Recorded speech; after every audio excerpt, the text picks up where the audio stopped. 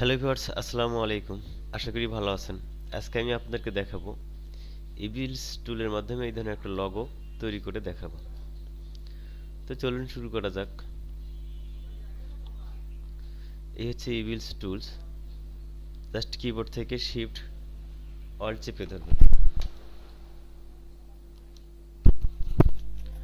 তো দেওয়ার পরে আপনি এটা একটু ফাঁকে নেই। তা এখন মাঝখানে একটা ইবিলস বৃত্ত এঁকে দেব। আবার ইবিলস টুল ক্লিক করলাম। এখানে ধরে ঠিক কিবোর্ড থেকে শিফট অল্ট চেপে ধরুন। তারপরে আপনি এটাকে একটু কালার চেঞ্জ করে দেন, অথবা ইয়েলো কালার দেন। তারপরে আবার একটা বৃত্ত এঁকে দিবেন ঠিক এর উপরে।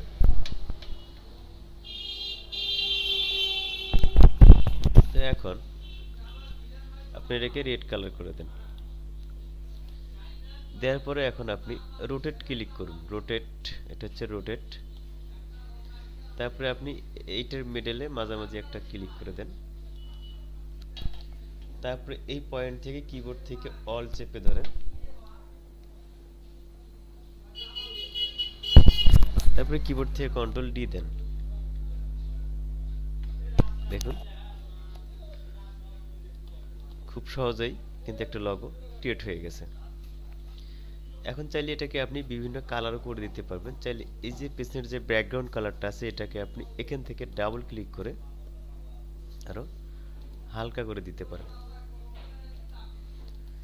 তো এখন আপনি যেটা করবেন, এটাকে এখানে একটা গ্রুপ করতে হবে।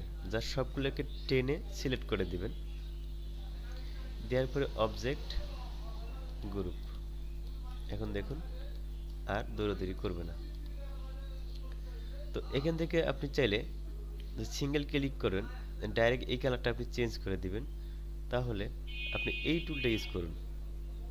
দেখেন direct selection tool, one click. আপনি চাইলে এখান থেকে যে কোনো কালার খুব সহজেই দিতে পারেন।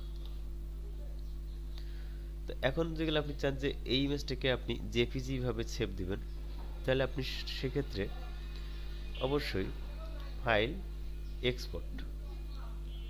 তো এখানে আসার পরে দেখুন, এখানে দেখেন ফাইল অফ টাইপ, আপনি এখান থেকে জেপিজি সিলেক্ট করে দিবেন।